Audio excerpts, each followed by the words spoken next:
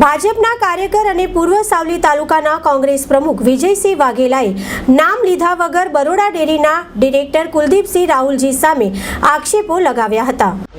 આટલા વર્ષમાં રાજકારણમાં છું, પણ આજે મને પહેલી વાર દુઃખ થાય છે કે જે મારે વિડીયો બનાવવો પડે છે કે મેં આવો ક્યારેય વિડીયો બનાવ્યો નથી, ક્યારેય મેં સમાજ વિશે ક્યારે હું બોલ્યો નથી। હું હંમેશા સમાજને સાથે લઈને ચાલવાવાળો છું, પણ જે રીતે આજે સાવલી તાલુકામાં જે રીતે સમાજને ગેરમાર્ગે દોરી અને એક ભાઈ પોતાના જ રોટલા શેકવા માટે જે રીતના લોકોને ખોટા ખોટા ભ્રમો આપીને જે રીતના કાર્યક્રમ ગોઠવી રહ્યા છે, એ ભાઈને હું કહેવા માગું છું કે ભાઈ હવે તમે શાંતિ રાખો, માતાજીના નામ દઈ અને સમાજ કેવી રીતે એક થાય એવી તમે એક આયોજન બનાવો। મોટી મોટી વાતો કરવાથી, મોટા મોટા બનગા મારવાથી સમાજ એક ના થાય। સમાજે તમારું 2022માં અને સમાજે તમને 1.5 વર્ષ 2 વર્ષ જે તમે સમાજ માટે કર્યું કે હું સમાજ માટે કરું છું, લોકોને બધાને ખબર પડી ગઈ કે ભાઈ તમને સમાજનો કેટલો કર્યો છે। તમે આજ દિન સુધી સમાજના નામે આખા તાલુકામાં અને આખા જિલ્લામાં બધે એવું લાગ્યું કે ભાઈ ક્ષત્રિય સમાજનો એક બહુ મોટો આગેવાન છે, પણ બધાને ખબર નથી કંઈક છિત્રવાળો આગેવાન છે।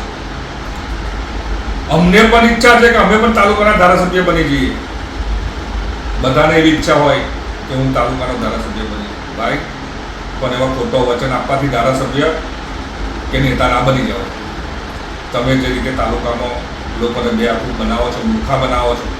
તમે 2022માં વચનો આપ્યો હતો કે હું સમાજને વાડી આપીશ, હું સમાજ માટે વાડી ઊભી કરું છું।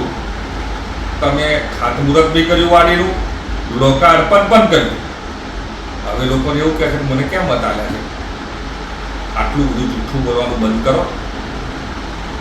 અમને પણ આ વિડીયો બનાવતો દુઃખ જ થાય છે કે એક સમાજના આગેવાન પર પણ જે રીતે તમે લોકોને છેતર્યા છે, સમાજને છેતર્યો છે, એટલે આજે મને દુઃખ સાથે કહેવું પડે છે કે ભાઈ હવે તમે બંધ કરો।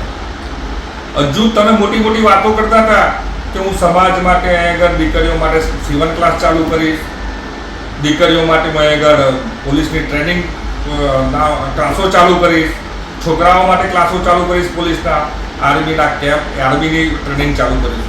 ભાઈ આ બધું તમે બોલેલા છો। હાર જીત તો કુદરતના હાથમાં હોય છે, પણ બોલ્યા પછી કે પાડવું ને તમારા હાથમાં હોય છે।